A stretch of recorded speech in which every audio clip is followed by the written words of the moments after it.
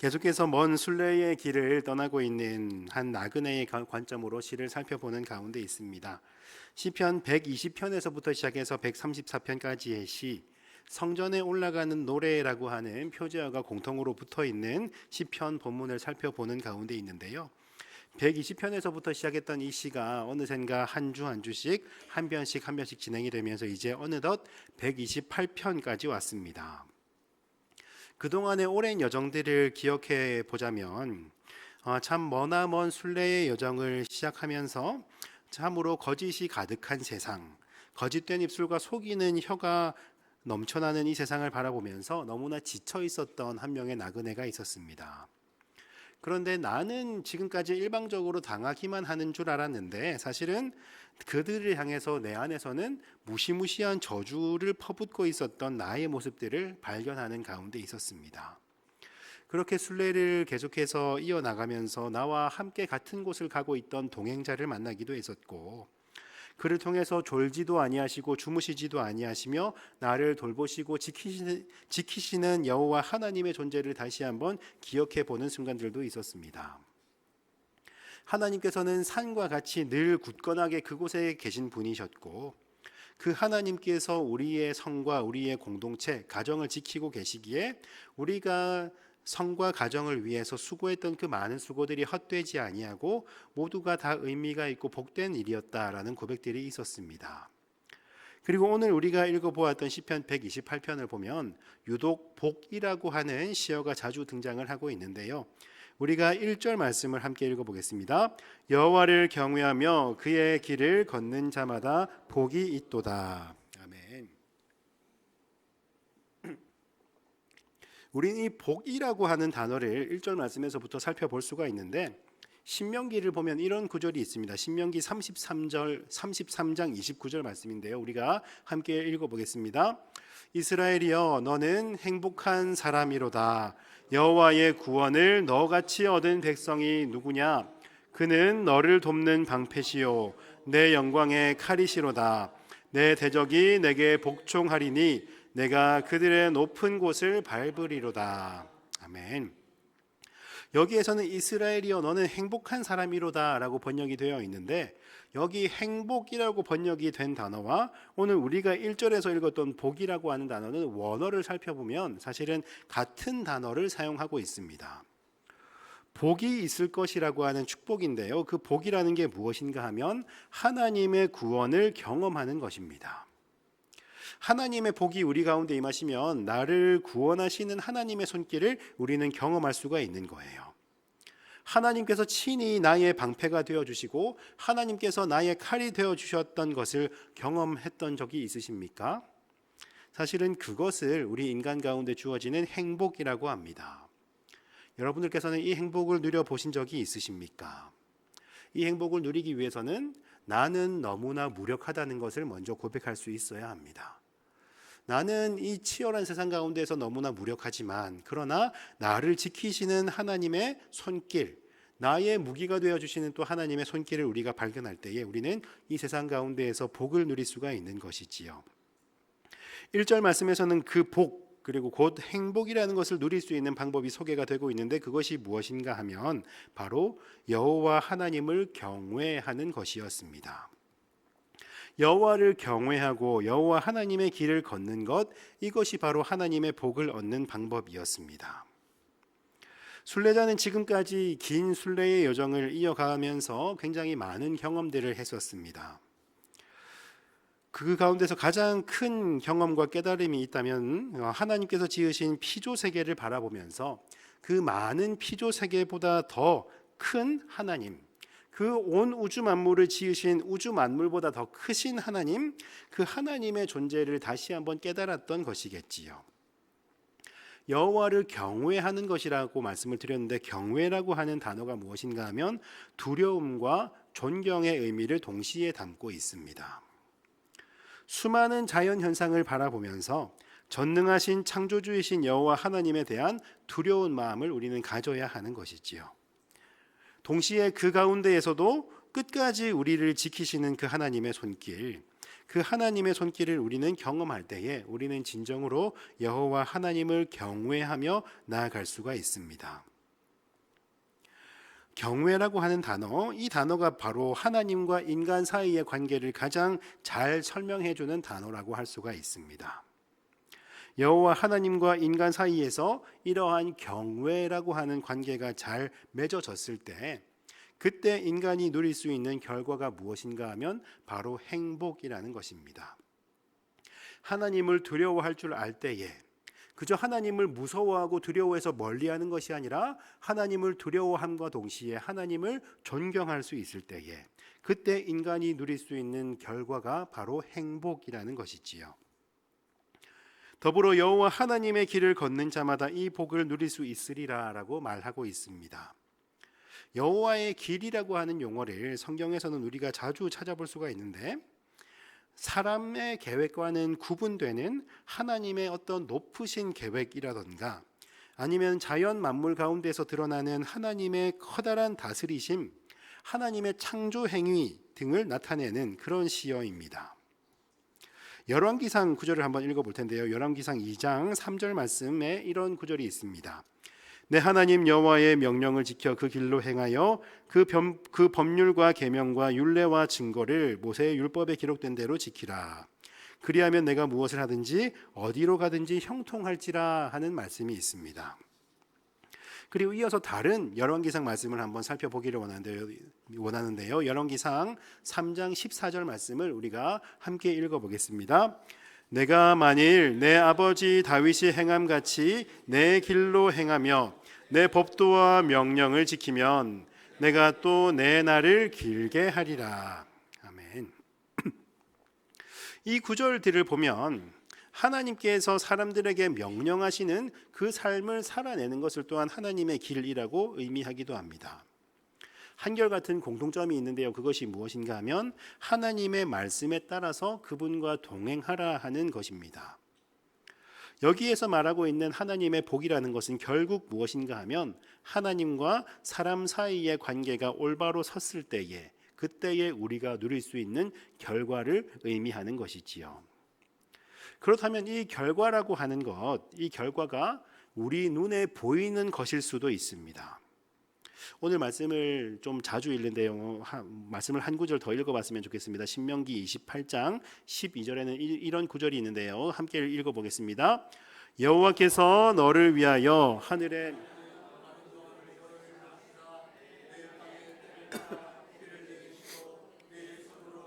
모든 일에 복을 주시리니 내가 많은 민족에게 꾸어 줄지라도 너는 꾸지 아니할 것이요. 아멘. 너무나 멋있는 결과를 우리에게 주십니다. 하늘의 보고, 하늘의 아름다운 보물 창고를 우리에게 활짝 연다고 그렇게 기록되어 있습니다. 그래서 적절한 시기에 우리의 땅 가운데에 비를 내려주셔서 농사가 굉장히 잘 되도록 이끌어 주십니다. 그리고 우리가 하는 모든 일 가운데 하나님께서 복을 주셔서 모든 민족에게 꾸어 줄 수 있을 정도로 물질의 복까지도 우리에게 내려주신다라고 기록하고 있습니다. 그렇게 많은 양을 꾸어 주더라도 우리에게는 전혀 손해가 없고 고갈되는 것이 없다는 모습으로 오늘 본문은 소개가 되고 있었습니다. 어쩌면 우리가 가장 소망하고 우리가 가장 기대하며 기도하는 제목들과 가장 유사한 형태의 하나님이 주시는 복이 아닐까 싶습니다. 그런데 반면에 하나님이 주시는 복 가운데에는 아까 조금 전에 읽었던 구절과는 반대로 우리 눈에는 보이지 않는 하나님의 복이 있을 수도 있습니다. 민수기 6장 24절 가운데는 이런 말씀이 기록되어 있는데요. 또한 우리가 함께 읽어보겠습니다. 여호와는 내게 복을 주시고 너를 지키시기를 원하며. 아멘. 좀 농사를 짓고 있는 가운데 비가 왕창 이렇게 좀 쏟아지고, 요즘으로 치면은 어디에서 우리가 정말 원하고 있는 현찰 다발 같은 것이 막 한꺼번에 굴러 들어온다던가, 아니면은 우연히 우리 집의 마당을 조금 팠는데 거기에서 온천이 터져 나온다던가, 아니면 뭐 석유가 터져 나온다던가, 이런 우리 눈에 보이는 물질의 복, 그 복을 의미하는 것 같지는 않습니다. 하나님 어디에서 뭐 하고 계십니까? 이렇게 물어본다면 하나님께서 하시는 말씀이 무엇인가 하면 여호와께서는 너에게 복을 주시고 너를 지키고 계신다라고 말씀을 하고 계십니다. 하나님 어디 계십니까? 라고 하는 그 간절한 질문에 그냥 지키고 계신다고 하세요. 사실은 가장 뻔한 대답일 수가 있습니다.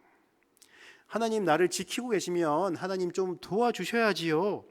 이렇게 단식을 한다면 하나님께서 하시는 응답이 무엇인가 하면 지금도 그 은혜를 충분히 우리 가운데 베풀고 있다라고 주님께서는 말씀하고 계십니다. 우리가 원하고 있는 어떤 물질적인 복이라던가 아니면 우리가 정말 기대하고 있는 우리 눈에 명확하게 보이는 하나님의 응답이 우리에게는 보이지 않는다 할지라도 그때에도 동일하게 하나님은 우리를 보호하고 지키고 계신다는 것입니다. 우리가 느끼지 못한다 할지라도 우리가 보지 못한다 할지라도 동일하게 하나님은 우리와 함께 우리를 지키고 계시다는 거예요. 지키시고 은혜를 주시며 평강을 주시는 분, 그분이 바로 우리 여호와 하나님이라고 우리 가운데 말씀을 하고 계십니다. 너무나 감사하고 참으로 은혜가 되는 말씀입니다마는 그런데 사실은 우리가 살아가다 보면은 당장 돈 몇 푼이 너무나 급할 때가 있잖아요. 당장 몇 푼이 급해가지고 그게 없어가지고 간절히 기도하고 있을 때에는 이 말씀이 너무나 속 터지는 말씀 같기도 합니다. 하나님 그거 말고요. 하나님 당장 나에게 필요한 것 좀 주세요, 하나님. 그러나 다른 사람들은 여러 가지 물질의 복을 받았다는 간증도 막 이제 있고 그리고 여러 가지 눈에 보이는 하나님의 은혜를 경험했다는 그런 간증들도 많이 있는데 나에게는 한결같이 지금도 내가 그 복을 누리고 있다라는 하나님의 응답만 들려옵니다. 이때 나의 속이 상할 수도 있는데 그런데 그때에도 여전히 동일하게 하나님의 보호하심, 하나님의 충분한 은혜가 나의 삶 가운데 있다라고 하나님은 한결같이 말씀하고 계십니다. 우리는 다른 복을 추구하며 살아간다 할지라도 성경은 끝까지 다른 종류의 값싼 복으로 세상이 말하고 있는 물질적인 복으로 우리를 위로하지 않습니다. 우리 눈에는 아무것도 보이지 않는다 할지라도 심지어 아무런 결과가 없는 것 같아서 너무나 허망하게 느껴져서 우리의 마음이 공허해져서 그렇게 눈물 흘리는 순간들이 우리 삶 가운데 있다 할지라도 그때에도 동일하게 하나님의 보호하심이 우리 가운데 있고 그것이 우리가 누릴 수 있는 가장 큰 복이다라고 하나님께서는 말씀을 하고 계십니다. 시편 126편의 말씀을 기억하고 계십니까? 쩍쩍 말라 비틀어진 땅에 씨앗을 뿌리는 농부가 있었습니다. 농부가 씨를 뿌리러 나가는데 씨를 뿌리는 본인조차도 사실은 확신할 수가 없어요. 이 씨앗들이 제대로 결실을 맺을까? 이렇게 무더운 날씨 가운데 좀 하루 쉬는 게 더 나은 것 아닌가? 이렇게 농부도 자신이 없습니다마는 그래서 씨를 뿌리는 이 일이 너무나 괴롭고 힘겨워서 눈물을 흘리며 씨앗을 뿌리러 나갑니다마는 그러나 성경은 이렇게 말씀하며 약속하고 있었습니다. 기쁨으로 거두리로다. 반드시 기쁨으로 그 곡식단을 가지고 돌아오리로다 하고 약속을 하고 계셨습니다. 여호와께서 집을 지키시기에 집을 세우는 자의 수고가 헛되지 아니한 것이었고 열심히 땀을 흘려왔던 지금까지의 우리들의 수고들이 헛된 것이 아니다라는 것을 또한 127편의 시편을 통해서 우리 가운데 말씀하고 계신 그 하나님의 응답이셨습니다. 당장 나에게는 결과가 보이지 않는다 할지라도 그래서 우리들의 속은 너무나 시커멓게 타 들어가고 있다 할지라도 그럼에도 불구하고 그 가운데에서 순례자는 행복을 누려갈 수가 있습니다. 왜 그런가 하면 여호와 하나님의 그 임재하심 자체로 여호와 하나님의 나와 동행하심 그 자체로 하나님과 동행하는 행복을 우리들은 맛볼 수가 있는 거예요. 다시 한번 여러분들께 강조를 해보겠습니다. 하나님께서 나와 동행하시는 것이 결과로 우리 눈에 보이는 것으로 드러날 수도 있지만 그래서 당장에 우리에게 어떤 좋은 일이 생길 수도 있지만 그러나 당장 우리 눈에 보이는 결과는 없다 할지라도 하나님이 우리와 동행하지 않는다는 게 절대로 아니라는 것입니다. 우리 눈에 그 결과가 보이든 보이지 않든 늘 하나님께서는 한결같이 나와 동행하고 계시다는 것, 지금도 나를 붙들며 지키고 계시는 그 하나님이라는 것 우리가 이 시간 다시 한번 기억하면서 끝까지 여호와 하나님의 이름을 붙들며 하나님을 기억하기 위해 발버둥 치는 우리 모두가 될 수 있기를 바랍니다. 그 결과가 무엇인가 하면 바로 행복이라는 거예요. 오늘 우리가 읽은 본문은 형통을 이야기하고 있습니다. 성경이 말하는 형통이라는 것은 사실은 세상이 말하고 있는 만사 형통과는 조금 다른 것입니다. 세상이 말하는 대박이라던가 일확천금이라는 개념과도 전혀 다른 것입니다. 그저 정직하게 우리의 손이 수고한 대로 먹는 것, 나무가 시냇가에 잘 심겨 있어야 열매를 맺는 것, 나무가 그 철을 따라야만 열매를 맺는 것, 이것을 바로 형통이라고 합니다. 시편 126편 가운데에서 농부가 기뻐할 수 있었던 게 무엇인가 하면 자기가 뿌린 그 씨앗 이상의 커다란 곡식단을 수확할 수 있어서 기뻐했던 게 아닙니다. 수고하면서 씨앗을 뿌렸던 그 수고가 헛수고로 돌아가지 아니하고 하나님이 나에게 알맞은 곡식단을 열리게 하셨기 때문에, 하나님이 나와 함께 하심을 발견했기 때문에, 그렇기 때문에 이 농부는 기뻐하며 돌아올 수가 있었던 것이었지요. 127편 가운데서도 마찬가지였습니다. 내가 어떤 좋은 일이 생기고 나에게 대박이 터져서 내가 기뻐하는 게 아니라, 내가 밤새 파수해야 되는데 내가 일찍 퇴근할 수 있어서 기뻐하는 것이 아니라, 오늘도 나는 밤을 새우며 성을 지키는 수고가 있어야 하지만 성을 지키는 그 파수꾼의 수고가 절대로 헛된 일이 아니기 때문에, 하나님께서 함께 이 성을 지키고 계심을 내가 알았기 때문에, 그렇기에 나의 수고가 헛된 것이 아님을 알았기 때문에 이들은 기뻐할 수 있었던 것입니다. 반드시 자신이 누릴 만한 나의 몫이 있다는 것을 확신하고 있었기에 이들은 눈물나고 힘겨운 상황 가운데서 기뻐할 수 있었던 것이지요. 그리고 이어지는 말씀 128편 3절 말씀을 우리가 함께 읽어보겠습니다. 내 집 안방에 있는 내 아내는 결실한 포도나무 같으며 내 식탁에 둘러앉은 자식들은 어린 감람나무 같으리로다. 아멘. 우리는 하박국 선지자의 유명한 고백을 알고 있습니다. 찬송으로도 많이 부르는 내용이지요. 비록 무화과 나무가 무성하지 못하며 포도나무에 열매가 없으며 감람나무에 소출이 없으며 밭에 먹을 것이 없으며 우리의 양이 없으며 외양간에 소가 없을지라도, 그러할지라도 나는 여호와로 말미암아 즐거워하며 나의 구원의 하나님으로 말미암아 기뻐하리로다 하는 고백이 있었습니다. 몇 주 전에도 한번 말씀을 드린 기억이 나는데, 무화과 나무라든가 포도나무나 감람나무는 사실은 그 자체로 이스라엘을 상징하는 나무들입니다. 비교를 해보자면 무궁화 같은 꽃이나 나무들이 우리나라를 상징하지 않습니까? 무궁화는 어떤 강한 압력에도 불구하고 끝까지 굴하지 않고 일어서서 이 꽃을 피워내는 우리나라의 어떤 기상을 상징하고 있는 것처럼, 그렇게 이스라엘을 상징하는 나무들이 있었던 거예요.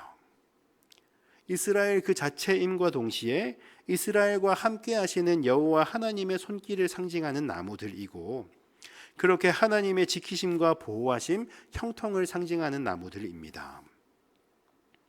그래서 조금 전에 하박국이 고백했던 이 고백은 그냥 농사가 조금 안 되고 장사가 안 되고 가난하고 무소유한 가운데서도 기뻐하겠다는 의미가 아니었던 거예요. 우리 민족을 향한 하나님의 돌보심이 몽땅 사라진 것만 같고, 이제는 하나님께서 우리 민족을 향한 그 사랑을 끊어버리신 것만 같고, 하나님의 선택받은 선민이라고 하는 우리 민족의 정체성 그 자체가 산산조각 나버린다 할지라도, 그렇다 할지라도 그곳 가운데서 나는 구원의 하나님으로 말미암아 기뻐하겠노라는 고백이었습니다. 이런 의미를 생각하시면서 3절 말씀을 살펴보면 어떻습니까? 사랑하는 우리 가족에 대한 우리 가족 공동체가 등장을 하고 있는데, 우리의 가족들이 포도나무와 같고 그리고 감람나무와 같다라고 고백하고 있습니다. 우리의 공동체, 우리의 가정과 우리가 속해 있는 나라와 우리 교회 공동체 가운데 임하시는 하나님의 존재를 다시 한번 깨달아 보는 거예요. 그리고 우리가 속해 있는 그 공동체를 반드시 책임져 주시는 여호와 하나님을 다시 한번 경외합니다. 여호와를 경외하며 그의 길을 걸을 때에 우리 공동체가 각각의 제자리에서 자기의 몫을 다하며 여호와 하나님을 섬겨 나갈 때에 우리 공동체의 구성원들은 결실을 맺는 포도나무와 같고, 그리고 점점 앞으로 성장해 나갈 우리들의 어린 자녀들은 감람나무와 같을 것이다 라고 고백하고 있습니다. 하나님께서 주시는 복은 제자리를 지켜서 깊게 뿌리를 내리는 나무와도 같습니다. 다른 곳으로 이동하는 것이 아니라 우직하게 그곳 깊은 곳 가운데 뿌리를 내리면서 절대로 흔들리지 아니하는 거예요. 그리고 1절 말씀과 굉장히 유사한 말씀이 4절 말씀 가운데 기록되어 있는데요. 우리가 4절 말씀을 함께 읽어보겠습니다. 여호와를 경외하는 자는 이같이 복을 얻으리로다. 아멘. 우리는 1, 2, 3, 4, 5, 6절까지 있는 시 가운데에서 1절과 4절이 굉장히 형태가 유사했기 때문에 그 뒤에 구절들도 한번 짐작을 해볼 수가 있는 거예요. 그러면 그 뒤에 5절과 6절의 내용은 어떻겠습니까? 한번 예상을 해보건대 2절, 3절의 내용과 굉장히 유사한 내용들이 이어지지 않을까라고 짐작을 해볼 수가 있습니다. 여호와 하나님께서 우리 한 사람 한 사람에게 복을 주신다는 내용들이 이어지고 있습니다. 그 복의 내용이 어떤 것인가 하면 우리 공동체 가운데서 함께 하시는 하나님의 손길을 우리가 평생에 본다는 거예요. 이 포도나무가 점점 그 열매를 탐스럽게 열매 맺어가는 것을 우리가 계속해서 바라볼 것이고, 이 어린 감람나무가 계속해서 점점 성장해 나가는 것을 우리가 함께 바라볼 수 있으리라 하는 것입니다. 그리고 마지막 6절 말씀은 이렇게 마무리가 되고 있는데요. 내 자식의 자식을 볼지어다 이스라엘에게 평강이 있을지로다 하는 구절로 오늘의 시가 마무리가 되고 있습니다.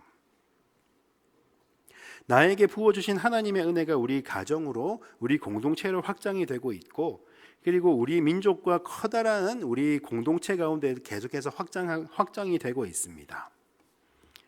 여호와 하나님을 경외하며 그의 길을 걷는 자의 삶이 어떻게 되는가 하면 결국에 그의 삶은 그의 민족 가운데에도 가득히 임하시는 하나님의 평강을 약속하면서 마무리가 되고 있는 거예요. 이 하나님의 복을 누리는 것이 언제까지 이어지는가 하면 자식의 자식을 볼 때까지 이 평강이 계속된다고 하나님께서는 약속하고 계십니다. 장수의 복을 누리게 될 것이다 라고 약속을 하고 계신 거예요. 우리는 십계명에서도 장수의 복이 함께 약속되고 있다는 것을 우리는 기억합니다. 제5계명인데요. 부모를 공경하라는 내용입니다. 정확히는 출애굽기 20장 12절에 기록된 말씀인데요. 우리가 함께 읽어보겠습니다. 내 부모를 공경하라. 그리하면 내 하나님 여호와가 내게 준 땅에서 내 생명이 길리라. 아멘. 이렇게 약속이 된 구절이었습니다. 너무나 귀한 구절이지요. 참 은혜로운 구절입니다. 그런데 우리는 이런 사례들을 생각보다 자주 볼 수 있습니다. 무엇인가 하면 신앙을 잘 지키고 있었던 사람들도 젊어서 요절하는 경우라던가, 그렇게 장수라고 하기에는 굉장히 참 아쉬운 삶을 살아갔던 신앙이 좋았던 사람들을 우리는 생각보다 자주 볼 수가 있습니다. 분명히 장수를 약속하고 계셨는데 우리는 이 구절을 어떻게 이해할 수 있는 것인가? 여호와를 경외하며 그의 길을 걷는 자들에게는 자식의 자식을 보고 생명이 길 것이라 약속하셨는데, 그런데 이 약속이 무엇인가 하면 사실은 자세히 읽어보면 우리의 이 목숨, 이 육신의 삶이 이 땅에서 조금 더 몇 년 더 살 거라는 그런 약속이 아니었습니다. 우리의 목숨이 몇 년 더 길어지는 정도의 약속이 아니었던 거예요. 이 하나님께서 하셨던 약속의 의미가 무엇인가 하면 여호와 하나님께서 우리에게 주신 하나님의 나라에서 우리의 생명이 길 것이다. 곧 우리는 하나님의 나라에서 영생을 누릴 것이다 라고 하는 영생의 약속을 우리 가운데 허락해 주셨던 것입니다. 기껏해야 100년 안팎에 불과한 우리들의 삶을 몇 년 더 연장시켜 주신다는 의미가 아니고요. 영원하신 저 하나님 나라에서 영원까지 우리에게 복을 주리라. 영원토록 우리에게 영생을 약속하시는 그 하나님의 약속이 이 구절 가운데에는 담겨 있는 것입니다. 이 땅에 가장 어두웠던 시기가 언제인가 하면 약 100여 년 전에 이 땅이 얼마나 많이 어둡고 암울했던 역사가 있었습니까? 그럼에도 불구하고 이 땅에 그 가장 어두웠던 시기에 이 땅 가운데 복음의 씨앗이 뿌려지고 그 어두웠던 시기를 밝혀냈던 우리 신앙의 선배들이 있었음을 우리는 기억합니다. 주권이 빼앗겼던 이 땅 가운데에서도 우리 신앙의 선배들이 주축이 되어서 이 땅을 아파하면서 곳곳에서 만세를 부르기도 했었고, 그때 당시가 기독교가 들어온 지가 얼마 안 되었을 때거든요. 그때 이 땅에 복음이 처음 들어온 것이 30년 정도밖에 안 되었던 굉장히 어린 신앙이었습니다. 한창 만세운동을 부르고 있을 쯤에 그때 이 나라에서 가장 신앙생활을 오래 했던 사람이 30년 정도였던 거예요.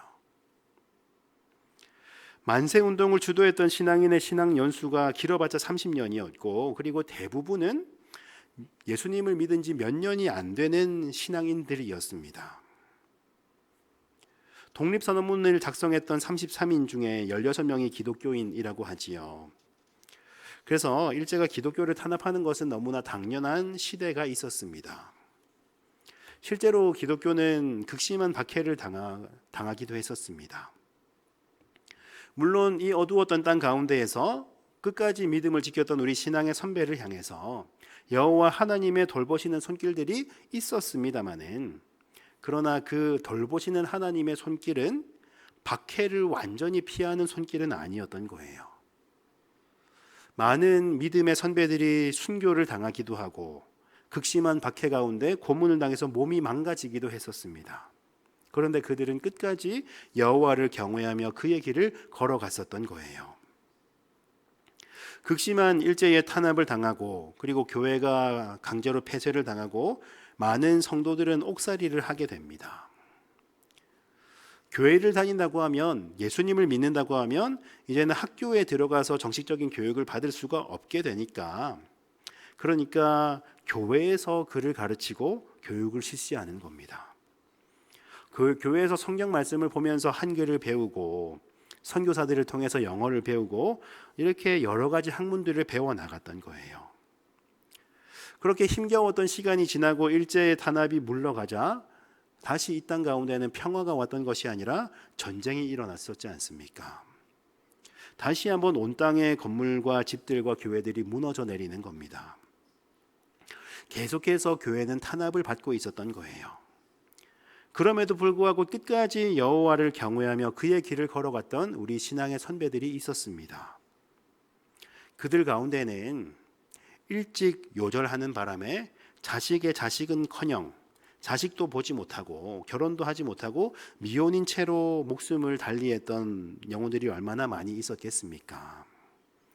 그러나 하나님께서는 그들 가운데에도 동일하게 하나님 나라의 영생을 허락하셨습니다. 낯설고 외지고 폐쇄적이었던 이 땅 가운데 들어와서 선교 한번 제대로 해보지 못하고 풍토병으로 사망했던 젊은 선교사들이 이 땅 가운데 얼마나 많이 있었습니까? 뭐 하나 본격적으로 해보기도 전에 목숨을 잃어버린 거예요. 선교사님들의 면면을 살펴보면 많은 분들이 의사이셨고 교사였고 번역가였고 통역사였고 굉장히 공부를 많이 한 분들이지 않습니까?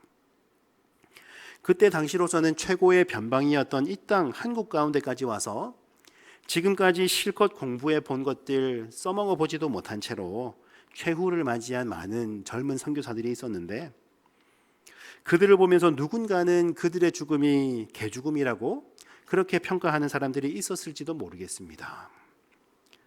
그러나 여호와를 경외하고 끝까지 그의 길을 걸어갔던 자들, 그들에게 하나님께서는 하나님 나라의 영생을 허락해 주셨던 거예요. 영생을 허락하시고 그리고 이 땅에서 썩어 나갔던 하늘의 미랄이 되었던 그 많은 젊은 영혼들을 통해서 이 나라 가운데 하나님의 나라를 선포하시고 너무나 굳게 닫혀있던 이 땅 가운데 복음의 문을 활짝 열어주시고 지금도 계속해서 교회를 지키고 계신 여호와 하나님의 손길이 있다는 것을 우리는 발견해 나갈 수가 있습니다.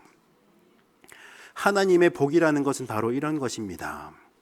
하나님의 지키시는 손길이라는 것이 바로 이런 것입니다. 당장에 우리 눈으로는 보이지 않을 수도 있습니다. 하나님이 지키신다는데 어떻게 이런 일이 일어날 수 있습니까? 이런 기가 막힌 상황들이 우리 가운데 분명히 일어날 수도 있습니다.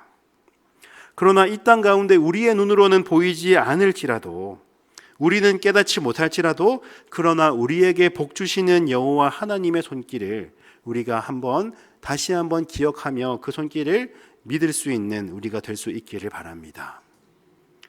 우리 몫의 형통함이 반드시 열매를 맺고 언젠가는 싹이 틀 것을 믿습니다.